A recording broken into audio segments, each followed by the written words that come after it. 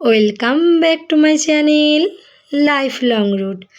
আজ আবারও একটা নতুন রেসিপি নিয়ে হাজির হলাম তোমাদের সামনে। তো চলো বন্ধুরা, শুরু করা যাক। আজ আমি বানাতে চলেছি নিরামিষ সুস্বাদু চিজ ব্রেড। এটা বাচ্চা থেকে বড় সবারই খুব পছন্দের হবে। একবার খেলে বারবার বলবে বানিয়ে দিতে।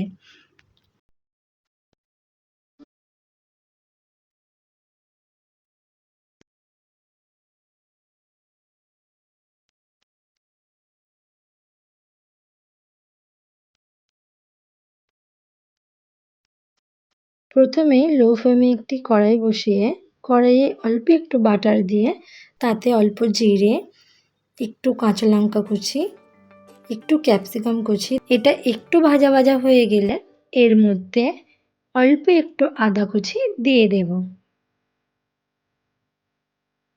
আদা কুচিটা দিয়ে একটু ভালো করে নেড়ে নিতে হবে। নেড়ে নেওয়ার পর একটু গাজর গ্রেট করে রাখা আছে, সেটাও তেলের মধ্যে দিয়ে দেব। এবার এগুলো ভালো করে ভেজে নিয়ে একটু জিরে গুঁড়ো, একটু হলুদ গুঁড়ো, একটু গোলমরিচ গুঁড়ো আর একটু নুন দিয়ে ভালো করে ভেজে নিতে হবে। সবজিটা একটু নরম হয়ে গেলে দুটো সেদ্ধ করে গ্রেট করে রাখা আলু এর মধ্যে দিয়ে ভালো করে মিশিয়ে নিতে হবে। আলুটা ভালো করে নেড়ে চেড়ে কষিয়ে নিয়ে পুরটা রেডি হয়ে গেলে কড়াইটা নামিয়ে নেব। কড়াইটা নামিয়ে নেওয়ার পরে একটা ফ্রাইং প্যান বসিয়ে তাতে ব্রেডটার দুদিকটা ভালো করে সেঁকে নেব। একটু ব্রাউন করে সেঁকে ব্রেডগুলি তুলে নেব। তুলে নেওয়ার পর একটা বাটিতে অল্প একটু টমেটো সস, একটু বার্গার সস, অল্প শেজওয়ান সস, এগুলো অপশনাল। এগুলো যদি বাড়িতে না থাকে তাহলে টমেটো সস দিয়েই দিতে পারো। এগুলি একসাথে মিক্স করে একটা চামচের সাহায্যে দুটি ব্রেডের এক পিঠ করে লাগিয়ে নেব।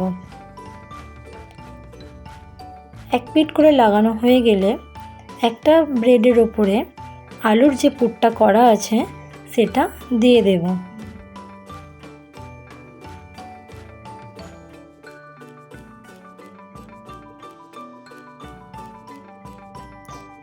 এবার আলুটির ওপরে একটু চিজ গ্রেট করে দেব। চিজটা দেওয়া হয়ে গেলে ওর উপরে আর একটি ব্রেড নিয়ে চাপা দিয়ে দেব। চাপা দেওয়ার পরে আর একটু অল্প বাটার নিয়ে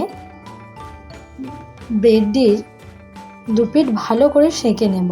মুচমুচে লাল লাল হয়ে গেলে তারপরে একটা ছুরির সাহায্যে কোনাকুনিভাবে কেটে নিলেই রেডি হয়ে যাবে আমাদের চিজি ব্রেড।